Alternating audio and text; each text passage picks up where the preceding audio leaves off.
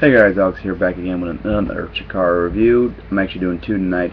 Off the Griddle, which is the Chicago show that I went to, and the Contaminated Cowl, which is the show the following night. So let's get started with the first match from the Off the Griddle, Jigsaw and the Colony versus the Shard and the Swarm.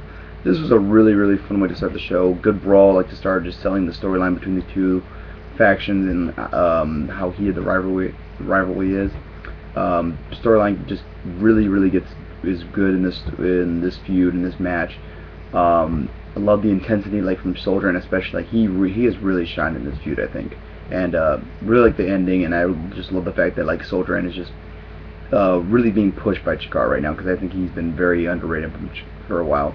Really fun way to start the show though, 3 1/4. Next we had mixed martial arts versus Kobald. Very funny match. I loved it live. It's still funny on DVD.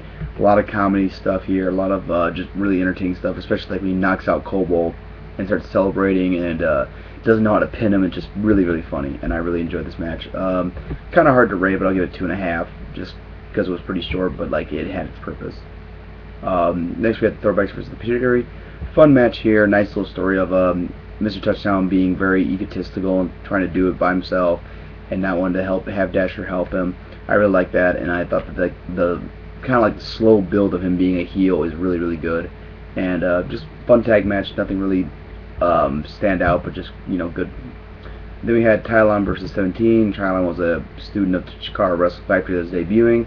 This was a quick squash match. He just it was over like in like a minute or so. It was just basically to further the 17 feud with Mike Quackenbush and show him injuring guys. So NA.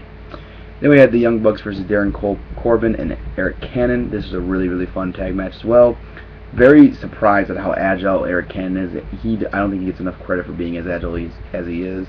Really good back and forth between the two guys. Young Bucks were great. Eric Cannon worked very well. Darin Corbin was good.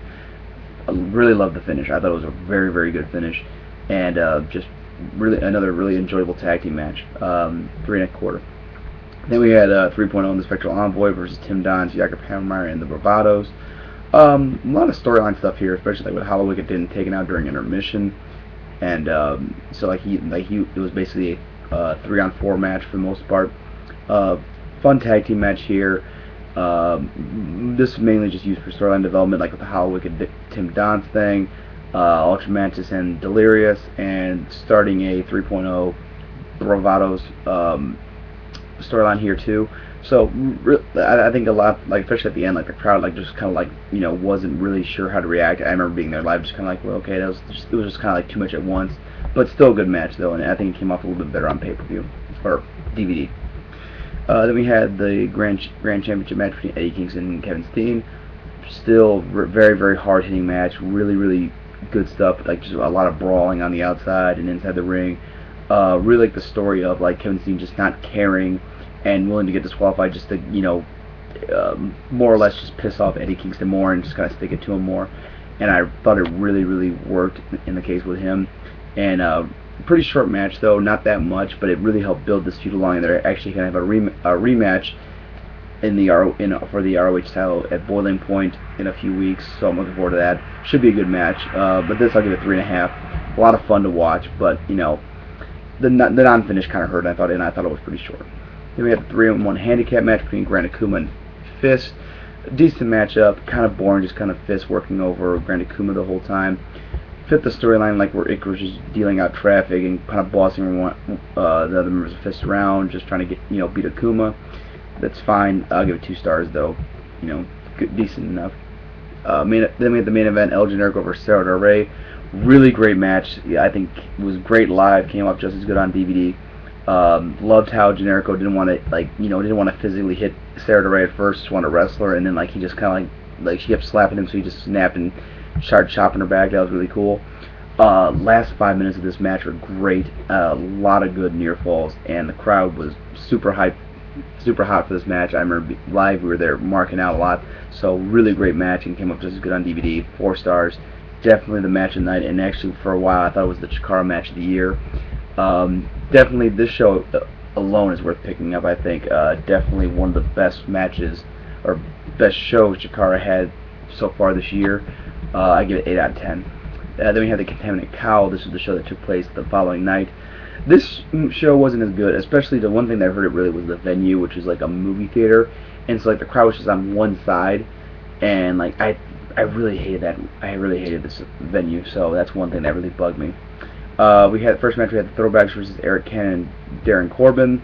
Good match. A lot of comedy stuff here.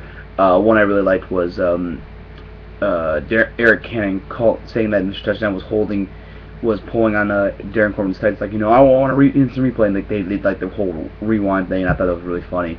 Got a decent amount of time. I'll give it 2 3/4. Then we had a showcase from some School of Rock guys. This wasn't a bad showcase, pretty good, pretty decent. A few botches, and like some of the guys where you could tell were a little green, and I think it went a little too long, but it was pretty alright, and the crowd seemed pretty into it. 2.5.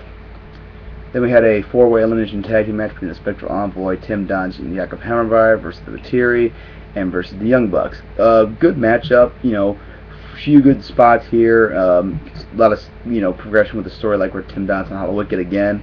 They really did a great job of building up this feud throughout the shows.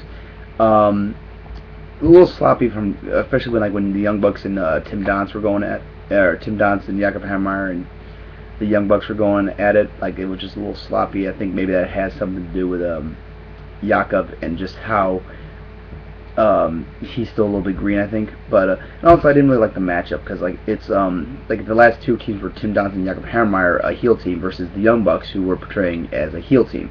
So it was heels versus heels. So I think the crowd was kind of like didn't really know who to root for, but still a pretty decent matchup, and it was alright.